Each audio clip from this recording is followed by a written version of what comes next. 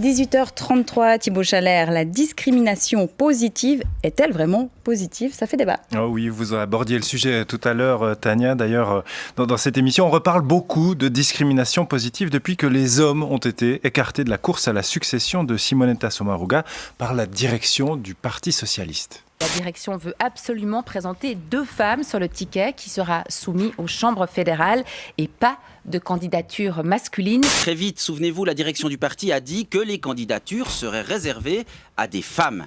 Et oui, ça fâche les hommes mûrs du parti, dont un, celui qui piaffe dans le box depuis des années et qui estime que son tour est venu. J'ai cité le Zurichois Daniel Josic. Discrimination, qu'il a dit sur notre antenne il n'y a pas longtemps. L'intention de la présidence du parti, c'est de ne pas admettre ni des candidatures dans le groupe des hommes, et je crois que ça, c'est un peu discriminatoire. Discrimination des hommes. Je veux pouvoir perdre, a dit tout à l'heure Daniel Josic sur cette antenne, ou discrimination positive en faveur des femmes. On va en parler avec nos 3 invités. Myriam Mastour, vous êtes juriste indépendante et consultante sur les questions d'inégalité et de discrimination. Michèle Roulet, vous êtes conseillère municipale PLR du côté de Genève. Et Églantine Jamet, vous êtes cofondatrice d'Artemia. C'est un cabinet qui aide les entreprises à engager davantage de femmes dans les équipes de direction. Bonsoir à toutes les 3. Bonsoir. Alors d'abord, Myriam Mastour, sur la stratégie du Parti socialiste, c'est une discrimination des hommes, factuellement, ou un coup de pouce aux femmes, cette stratégie? Cette stratégie, c'est pas une discrimination des hommes, étant donné que il faut quand même prendre en compte le fait que la discrimination positive, l'objectif, c'est vraiment de corriger des inégalités socio-économiques, de combler en fait des inégalités, et que les inégalités au niveau politique chez les femmes, elles sont vraiment prégnantes, que ce soit dans le fait de concilier la vie familiale avec la vie politique, avec déjà pour chaque femme, en ce qui concerne l'accès aux crèches, etc. Mais même au niveau politique, je pense en ce moment, il y a un cas qui va monter au tribunal fédéral sur le fait que jusqu'à maintenant, les femmes qui avaient un enfant, qui accouchaient, ne pouvaient pas participer au Parlement pendant 3 mois. Il y a énormément d'inégalités entre les femmes et les hommes. C'est une façon de rétablir une sorte d'équilibre. Michèle Roulet, le jeu en vaut la chandelle, selon vous? Non.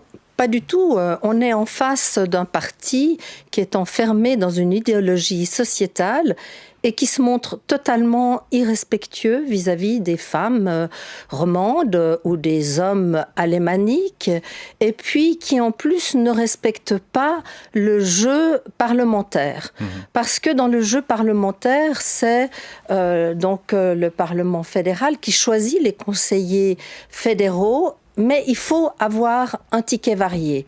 On voit que le Parti socialiste est plus restrictif que l'UDC, qui lui offre une panel de candidats large avec également une femme. Et là, on a un parti qui est dans tellement de discrimination que je crois que ça n'aide en rien ni les femmes, ni les hommes, ni la société, ni notre Parlement. Vous dites irrespectueux envers les femmes, en quoi exactement ?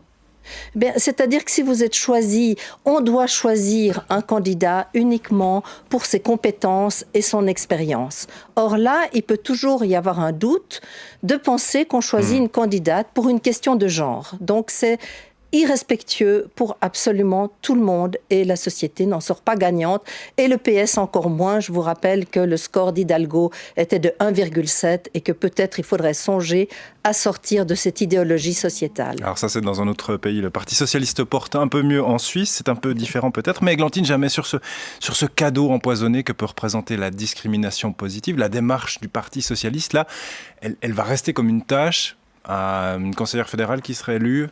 On peut le dire ? Non, alors on peut discuter sur la stratégie du parti en termes de communication, d'affichage, voilà. Ouais. Ça, on peut en discuter. Après, la discrimination positive, ce qu'il faut rappeler, c'est que c'est un peu comme ce que Churchill disait de la démocratie, qui est le pire système à l'exclusion de tous les autres. C'est-à-dire que la discrimination positive, on aimerait bien faire sans, mais ce qu'on sait, ce que les études nous montrent, ce que l'histoire nous a montré, c'est que sans coup de pouce, sans accélérateur, sans un minimum de contraintes, l'égalité progresse extrêmement lentement. Il ne se passe pas grand-chose. Quand on regarde les derniers chiffres de 2020, 2022, le rapport du Forum économique mondial, il faut encore 132 ans pour atteindre l'égalité en Suisse entre hommes et femmes. Donc, il y a deux solutions. Soit on ne fait rien, on laisse les choses se faire toutes seules, et on sait qu'à ce moment-là, le système se reproduit et les inégalités avec.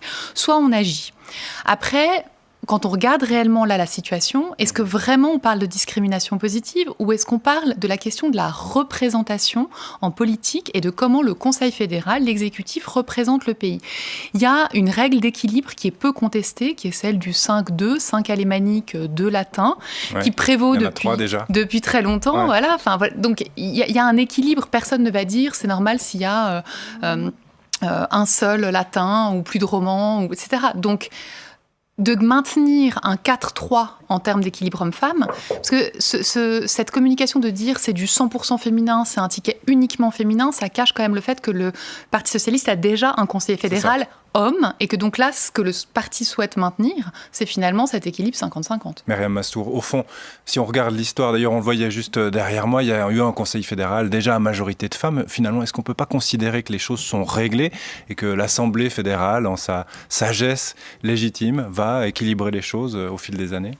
Alors malheureusement, c'est pas avec une photo qu'on peut, donc c'est pas avec le faciès ou le genre ou même la race qu'on va se rendre compte de si les problèmes sont réglés dans la société. Il faut vraiment prendre en compte les politiques réelles qui sont amenées sur le terrain. Et c'est là qu'il y a vraiment un danger aussi au niveau des questions de discrimination positive. C'est parfois de tomber dans ce qu'on appelle du tokenisme, de finalement propulser en avant une personne qui a le bon teint, qui a le bon genre, etc., pour finalement, qui va servir un petit peu de cache-misère, et on va dire, bah voilà, vous voyez la photo, on a fait ce qu'il fallait en termes d'égalité, alors que concrètement, au niveau des questions d'égalité, pour parler de ça, c'est toujours pas réglé au niveau de la société. Alors on va essayer de faire le bilan de cette discrimination positive quand elle est mise en place. Églantine Jamet, est-ce que vous retenez le mot discrimination, vous, dans cette expression, ou le mot positif, parce qu'il y a ce coup de pouce dont vous parliez il y a un instant? Alors, moi, je voulais peut-être rappeler l'article 3 de la LEG, qui est la loi sur l'égalité, qui dit « Ne constitue pas une discrimination les mesures appropriées visant à promouvoir dans les faits l'égalité entre hommes et femmes ». Et donc, si on prend cet article-là de la loi suisse, on se rend compte que on ne peut pas qualifier ça de discriminatoire. Maintenant, Madame Roulet parlait de la question des compétences et du fait qu'effectivement, après, on pourrait considérer que cette femme a été choisie uniquement parce qu'elle est une femme et pas sur ses compétences. C'est une question qu'on pose jamais pour les hommes. C'est comme si les hommes, a priori, étaient compétents, et puis que si on choisissait une femme, on pouvait estimer que c'était uniquement en raison de son genre. Et puis, moi, je trouve qu'on pourrait discuter aussi de c'est quoi les compétences d'un conseiller fédéral ou d'une conseillère fédérale. Qui les définit ? Sur quelle base? Quel est le référentiel? Parce qu'en politique, il y a aussi un manque cruel de modèles et d'incarnation de ce qu'est justement le leadership, l'autorité, parce qu'il y a eu très peu de femmes en exercice. Et on a vu encore dans l'actualité récente d'autres pays à quel point c'est compliqué d'être une femme et de se maintenir dans la vie politique. Nous, on a aussi beaucoup de témoignages, que ce soit dans les postes à responsabilité dans les entreprises ou de politiciennes, qui ont l'impression d'avoir dû prouver 2 fois plus pour y arriver, mais qui ont aussi peut-être plus vite envie de jeter l'éponge parce c'est très difficile d'être une femme et de se maintenir s'il y a des erreurs, s'il y a une sorte de violence aussi de ce monde-là. Donc il y a vraiment un travail à faire sur la représentation. Justement, Michel Roulet, sur cette question du modèle, est-ce que la fin ne justifie pas les moyens? Avoir plus de femmes visibles, ça peut encourager plus de femmes à se lancer en politique? Eh bien, vous savez, on est dans une époque où on pense que la fin justifie les moyens, qu'on n'a plus besoin de respecter la loi. Or, je crois que l'expression même discrimination positive, ça n'existe pas. Une discrimination, elle est toujours négative et on doit toujours combattre les discriminations. Alors, vous comprenez bien que en venant dire « oui, mais c'est pour une bonne cause », on a toutes sortes de personnes qui actuellement se permettent d'avoir des actes illégaux au nom d'une noble et juste cause. Alors je pense que là, on fait fausse route et que c'est anticonstitutionnel. Je vous rappelle que dans l'article 8, parce que je peux aussi citer une loi, l'article 8, égalité, la discrimination est absolument interdite. Et on est en train de s'habituer petit à petit à ne plus respecter. On est dans un état de droit et on va petit à petit s'habituer à ne plus respecter la loi. Alors, à l'intérieur d'un groupe, d'une société, d'un club, on peut faire ses propres règles, mais dans les institutions, ce n'est pas possible. Imaginez qu'à Genève, il y a eu une loi qui a été déposée par l'extrême gauche pour la parité au sein du Parlement cantonal. Alors, l'idée était de donner 2 listes et les personnes devaient voter sur une liste pour les hommes et sur une liste pour les femmes. Et on aurait pris les 50 premiers. Mais imaginez, si le 51e candidat n'est pas élu parce qu'il est le 51e sur la liste des hommes, mais qu'il arrive au niveau de nombre de voix, à autant de voix que la femme qui serait élue et qui serait à la 12e place. Il y a quelque chose qui ne va pas. On est en train d'amener une sorte d'incubateur de haine en divisant la société comme ça. Et je pense que la division des sexes n'a pas à être faite. Maintenant, c'est vrai, ça peut être Myriam Maston. On a beaucoup parlé du genre des candidats et assez peu finalement de leur compétences. On est dans un faux débat là, lancé par le Parti socialiste autour du Conseil fédéral ou autour de cette question de représentativité. C'est-à-dire que je pense que... La question était pour Myriam Maston, elle va réagir à vos propos.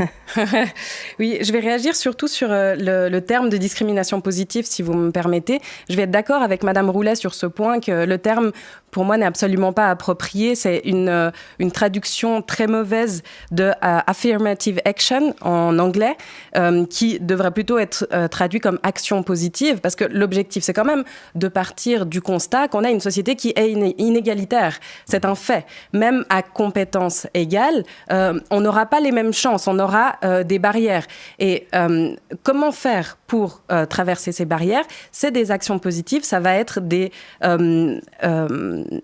politiques qu'on va mettre en place qui vont peut-être s'appeler discrimination positive, mais je pense qu'il ne faut pas s'arrêter à la terminologie. Si notre objectif, c'est vraiment d'avoir une société qui soit plus représentative, qui soit plus égalitaire, dans laquelle les intérêts de la population sont représentés d'une meilleure manière et qu'à compétences égales, et moi je ne vais pas m'arrêter que sur la question du genre ou de la race ou autre, je pense qu'il faut effectivement avoir des compétences et je pense que dans un domaine qui regroupe autant de personnes que le domaine politique, on va avoir beaucoup de candidats à compétences égales. Si on peut avoir une femme à la place d'un homme ou une minorité qui va pouvoir du coup aussi remplir cette question du modèle en plus de ses compétences, pourquoi pas en fait. Ouais, mais pourquoi est-ce qu'on n'arrive pas à plus de diversité sans cette intervention? Parce qu'on a un peu l'impression qu'on répond à une inégalité en créant une autre inégalité ou en compensant par d'autres inégalités.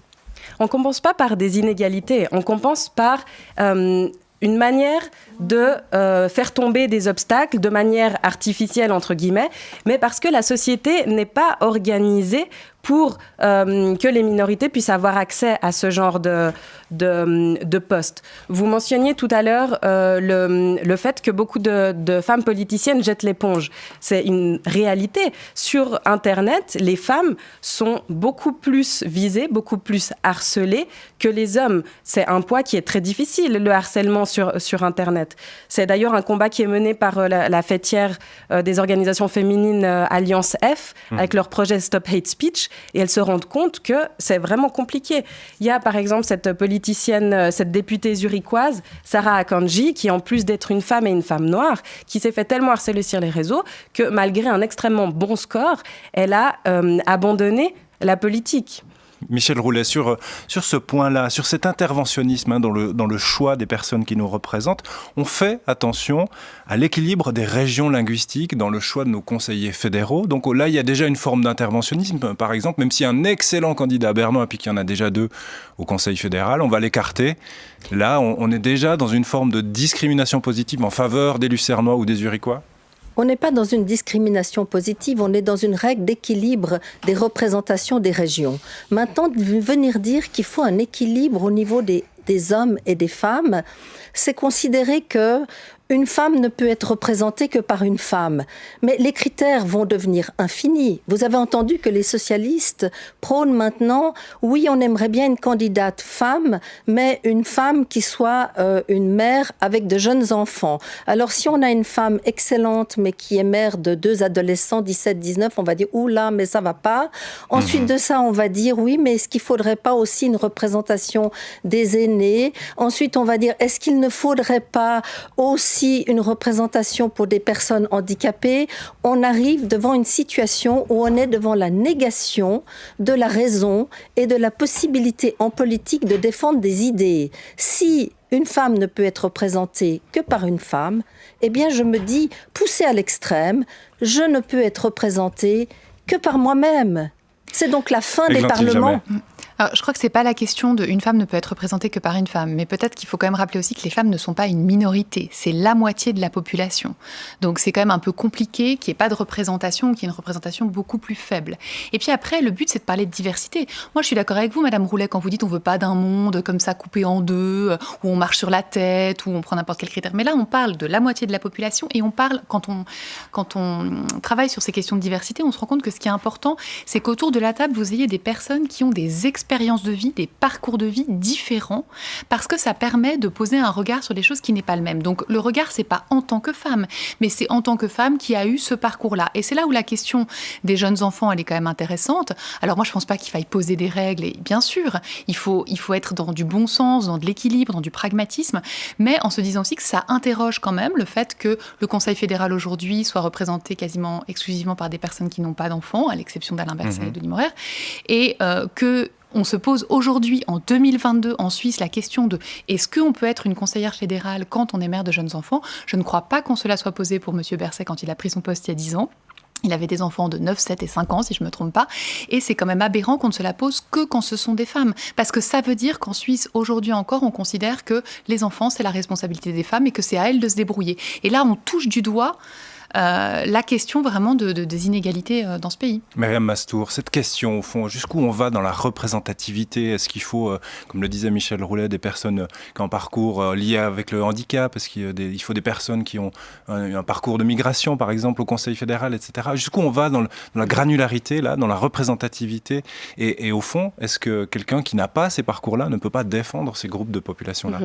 Alors, je pense que la question de la représentativité, elle a vraiment 2 facettes. Il y a la question du visuel, que ça fait du bien à la société de voir visuellement des personnes qui ressemblent à certaines minorités ou qui ressemblent aux femmes pour soi-même se dire, moi, quand je serai grande, je pourrais faire ça. Donc, une question de visuel, mais aussi une question des idées. Et on se rend compte que certaines personnes sont en place et ne vont pas prendre en compte, ne vont pas, en fait, pouvoir amener les idées ou les positionnements de la population. Et... pardon, je ne sais plus ce que je voulais dire. Du visuel, pour la représentativité. Oui, voilà, la question du visuel pour la représentativité, la question des idées.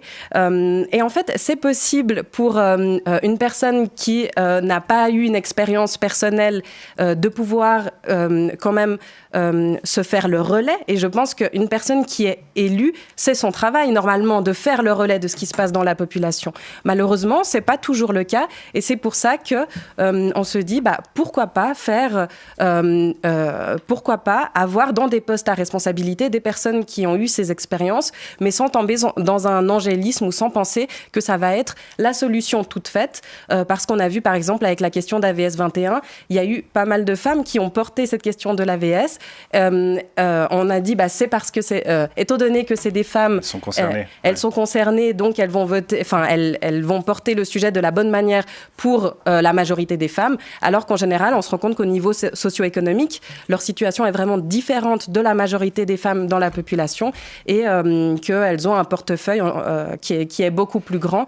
Donc, elles n'ont pas pu, elles ne se sont pas battues pour les intérêts de leur genre. On verra ce que choisit le Parti socialiste en termes de représentation, s'il ouvre à tous les genres cette succession à Simonetta Sommaruga. Merci beaucoup à toutes les trois d'en avoir débattu de cette question de discrimination positive. Myriam Mastour, vous êtes juriste indépendante, consultante sur les questions d'inégalité et de discrimination. Michel Roulet, vous êtes conseillère municipale PLR du côté de Genève.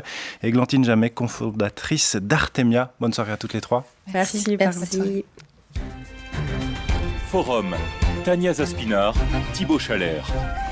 Et à 18h52, c'est l'heure du Forum des idées. Ce soir, on parle